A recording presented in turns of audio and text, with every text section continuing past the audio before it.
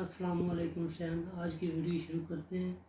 आज की वीडियो मैं नाम नहीं चाहता, लेकिन करबला का जो वाक़या दास्तान करबला, जी मेरे हाथ में किताब है एक कतरा खून दास्तान करबला अजमत चुगताई की लिखी हुई है, जिसे 3 दफ़ा पब्लिश किया गया है। गलतियाँ थी इसमें, सैयद अशरफ हुसैन रिजवी ने 3 दफ़ा इसे पब्लिश किया है गलतियाँ निकाल के। दास्तान करबला में दूसरा जो गम था हज़रत मोहम्मद सल्लल्लाहु अलैहि वसल्लम की वफ़ात के बाद खिलाफत का दौर था।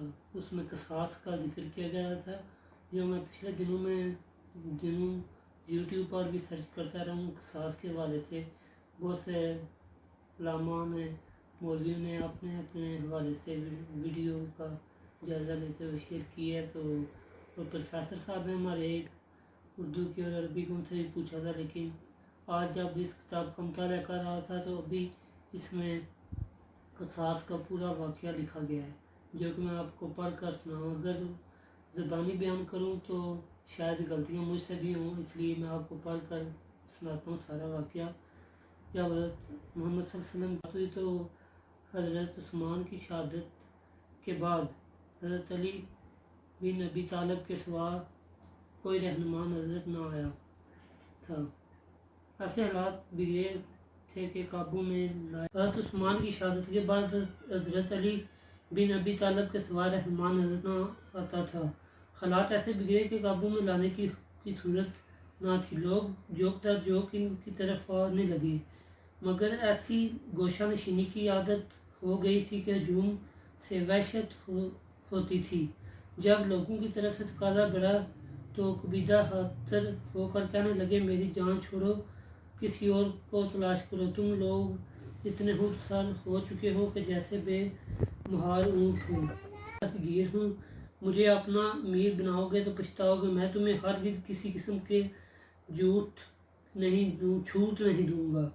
मैं तुम्हें हरगिज़ किसी किस्म की छूट नहीं दूँगा। मुझे तुम कोई रियायत की उम्मीद न रखना। हमें मंजूर है। लोगों ने यक ज़बान होकर कहा, फिर भी इनकार करते रहे तो लोगों ने शोर मचाना शुरू किया। या अली, आप देख रहे हैं कौम पर बड़ी आजमाइश का वक्त आन पड़ा है। आपको इस्लाम की तबाही का भी ख्याल नहीं। इस शर के इस्लाम को रोकना आपका फ़र्ज़ है। अली फिर भी हिचकिचाते रहे। वो जानते थे सब खुदगर्ज़ हैं। जब संधि का चस्का पड़ गया है, ज़हनों पर मादा परस्ती के गुलाफ चढ़े हुए हैं। आरी का वसीला माना जाता है। खिलाफत को मुल्कगिरी का खिलौना बना लिया है। कम ज़र्फ़ी लोगों के दिलों में नीचे गिर चुकी है। ऐसी सूरत में ज़हन को मोड़ने और तबीयतों का रूप बदलने में अरसा लग जाएंगे। वो इन्हें गौर करने की मोहलत भी देना चाहते थे। कल को उठकर ये न कहने लगे कि घबराहट में कुछ सोचा नहीं। बैत दिल से और यकीन के साथ होना चाहिए। हंगामी जज्बा और वक्ती ज़रूरत के ज़ेर असर ना होना चाहिए। लोगों अच्छी तरह कान खोल कर सुन लो। अगर तुमने मुझे अपना इमाम बना लिया लोगों अच्छी तरह कान खोल कर सुन लो। अगर तुमने मुझे अपना इमाम बनाने का फैसला कर लिया है तो मैं तुम्हारा आला कारकुन बनूंगा। तुम मुझे अच्छी तरह पहचानते हो, परख चुके हो। मैं असूलों का पक्का हूँ। कुरान और सुन्नत के सिवा किसी मुसल्लत के आगे हथियार न डालूंगा। अगर तुमने किसी और को चुन लिया तो मैं एक मिसाली शहरी की तरह तुम्हारे फैसले का एहतराम करूंगा। मैं सख्तगीर हूँ और तुम मनमानी के आदी हो चुके हो। मेरी सख्तियाँ ना झेल सकोगे। ये सुनकर इनके मदाहों को और भी जोश आ गया। लोग बैत के लिए इन पर टूट पड़े। वो हमला हुआ, ऐसी गुमसान हुई कि अपने पराये का होश न रहा। बाएं फट गईं, सरों से मामे खुल गए, जूतों के तस्मे टूट गए। औरतें अपने मर्दों को घसीट कर लाने लगीं। वही हुआ जिसका डर था। अली बिन अबी तालिब का दौर खिलाफत शुरू होते ही बनी उमैया ने सर उठाया। वो इस अरसे में इतने ताकतवर हो चुके थे कि किसी की खातिर में ना लाते थे। हर तरफ आग उड़ने लगी और अली को एक दिन चैन न नसीब हुआ। सबसे पहले हज़रत उस्मान गनी के कत्ल का इल्ज़ाम लगाया। 37 हिजरी में हज़रत अली बिन अबी तालिब और معاویہ بن ابی سفیان کے درمیان قصاص حضرت عثمان کے نام سے جنگ ہوئی۔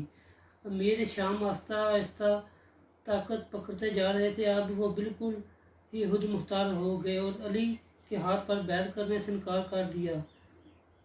جب حضرت عثمان پر قاتلوں نے حملہ کر دیا تو ان کی زوجہ نائلہ رضی اللہ تعالیٰ عنہ نے انہیں بچانے کے لیے اپنے ہاتھوں کا سایہ کر دیا۔ ان کی انگلیاں کٹ گئیں۔ امیر معاویہ نے وہ انگلیاں اور خون میں ڈوبی ہوئی ابا کو مسجد کے ممبر پر لٹکا دیا۔ ماتم ہوا، زور شور کی تقریریں ہوئیں۔ خون عثمان کا قصاص لینے کی شرط پر اپنے نام کی بیعت لی۔ اس طرح پہلی بار مسلمانوں میں پھوٹ کا بیج بویا گیا اور اعلان جنگ ہو گیا۔ علی بن ابی طالب کو فکر و امن گیر تھی۔ انہوں نے کہا، افسوس زمانے نے پھاڑ کھانے والے اونٹ جوت بیٹھا تھا، بلبلا رہا ہے۔ لوگوں نے فسق فجور سے بھائی چارہ کر لیا، سب رشتے ٹوٹ چکے تھے۔ بیٹا آنکھوں کا نور نہیں دور بن گیا، باپ کا سایہ جلسی آگ برسا رہا تھا۔ کمینے پھل پھول رہے ہیں، شرافت دم توڑ رہی ہے، فقیر نادر کی مٹی خراب ہے، محبت صرف زبانوں پر رہ گئی ہے، پاک دامنی کا مذاق ذرہ در اجڑ رہا ہے۔ قوم ایک بے مہار اونٹنی کی طرح بھٹک رہی ہے، رکھوالا راہ بھول چکا ہے۔ اگر ہم اپنی آنکھیں نہ کھولیں گے تو یہ اونٹنی کہیں ٹھوکر کھا کر اونھے منہ گرے گی اور دم توڑ دے گی۔ حضرت علی بن ابی طالب کا دور خلافت ان کے لیے درد سر بنا رہا۔ اسلامی سلطنت اتنی وسیع ہوگی کہ ایک کونے سے دوسرے کونے تک نظام قائم رکھنا دشوار تھا۔ واقعی اسلام کا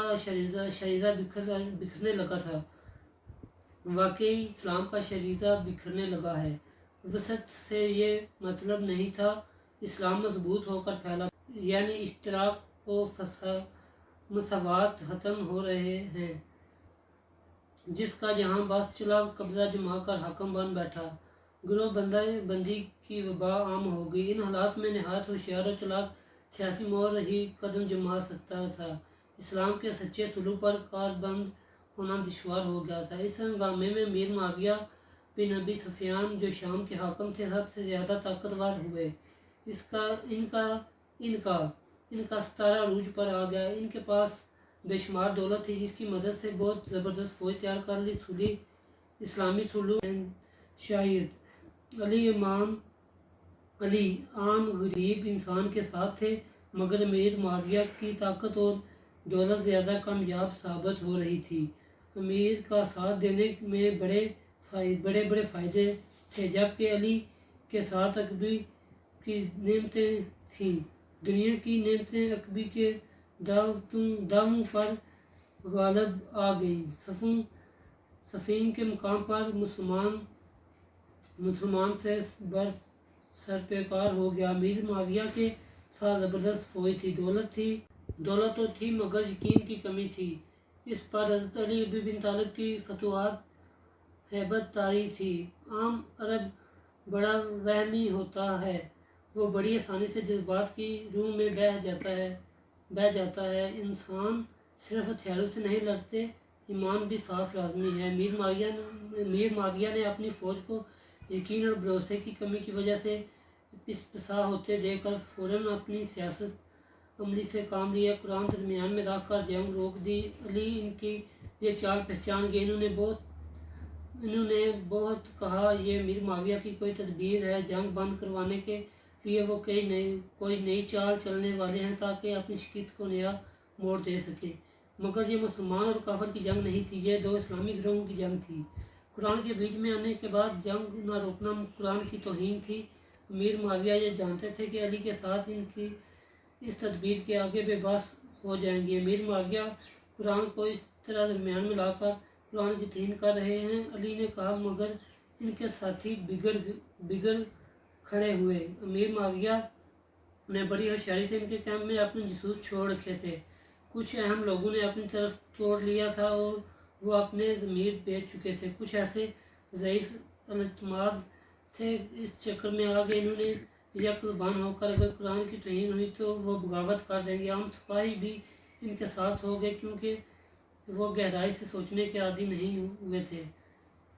مجبوراً علی مجبوراً حضرت علی خاموش ہو گئے، کیونکہ وہ اپنے مخالفین کی ازائیاں دے کر قتل کرنے کے عادی نہ تھے، نہ کسی کو یہ خطرہ تھا کہ وہ انتقام لیں گے، علی درگزر کر دیں گے، معاف کر دیں گے، مگر میر معاویہ کے قہر سے بڑی مشکل سے جان چھوٹے گی، بڑی رسوائی اور ذلت کی موت مرنا پڑے گا۔ کتاب اللہ کے مطابق فیصلہ ہوا کہ فریقین اب اپنا ایک ایک نمائندہ مقرر کرے، دونوں مل کر جو فیصلہ کریں گے اسے مان لیا جائے گا۔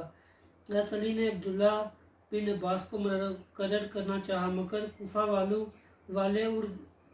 کوفہ والے اڑ گئے۔ ابو موسیٰ اشعری کو چنا جائے، جو کسی زمانے میں علی کے مخالفوں میں سے تھے، لیکن سادہ لوح سے آدمی تھے۔ ان کے مقابلے میں میر معاویہ کا نمائندہ بہت ہوشیار، گردباراں دیدہ تھا۔ دو ہی ملاقاتوں میں اشعری کو شیشے میں اتار لیا اور اس بات پر راضی ہو گئے دونوں مخالفین کو معزل کر کے مسلمانوں سے کہہ دیا جائے کہ جیسے بھی مناسب سمجھے خلیفہ چن لیں۔ لوگ جمع ہوئے، میر معاویہ کے نمائندے نے کہا پہلے موسیٰ اشعری اپنا بیان دے، میں علی بن ابی طالب کے خلاف معزول کرتا ہوں، یعنی میرا فیصلہ۔ موسیٰ اشعری نے کہا، لوگوں تم نے اپنے کانوں سے سنا، علی کو ان کے منتخب نمائندے نے معزول کیا، میں بھی ان کی رائے سے اتفاق رکھتا ہوں۔ حضرت علی بن ابی طالب کو معزول کر کے ان کی جگہ میر معاویہ ابن ابو سفیان کو خلیفہ مقرر کرتا ہوں۔ لوگ ہکا بکا منہ دیکھتے رہ گئے۔ یہ شرط تو نہیں تھی، نئے چناؤ کا موقع ملنا چاہیے۔ شرط پوری نہیں ہوئی، علی کی صفوں میں پھوٹ پڑ گئی۔ مطلبی لوگ کھلے بندوں میر معاویہ کی طرف داڑھی کرنے لگے۔ علی کے لیے ان سے نمٹنا دشوار ہو گیا، مگر منصف مزاج یہ چال سمجھ گئے۔ میر معاویہ بڑے زبردست سیاستدان تھے، مگر وہ بھی جانتے تھے کہ جس طرح انہوں نے حضرت علی سے مقابلہ کیا ہے وہ کاٹ کا ہانڈی ہے، بار بار نہیں چڑھے گی۔ سنجیدہ اور باشعور طبقہ رجحان اب بھی علی کی طرف ہے۔ ان میں ایسے زبردست مورخ اور مبلغ موجود ہیں، اگر ایک دن ان کی حمایت میں کھڑے ہو گئے تو جذباتی عرب قوم پھر انہیں سرآنکھوں پر جگہ دینے کو تیار ہو جائے گی۔ حضرت علی کی ذاتی صفات کے ساتھ رسول اللہ صلی اللہ علیہ وآلہ وسلم سے ان کا رشتہ اور دوستی ایک ایسی حقیقت تھی جسے جھٹلا نہیں سکتے تھے۔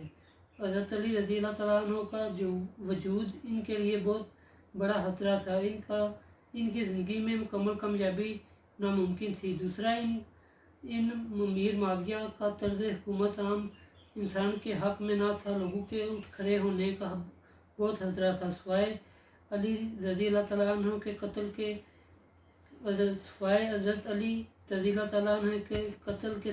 کے کوئی راستہ باقی نہیں رہ گیا۔ اور کربلا کا دوسرا غم کل کی ویڈیو میں آپ کے ساتھ شیئر کریں گے، جس میں حضرت علی کو شہید کیا گیا، اور یہ بھی بتائیں گے کہ کون خلافت میں آیا اور کتنا عرصہ اس نے خلافت کا دور اپنایا۔ شکریہ، مزید جڑے رہیے اس چینل سے، اور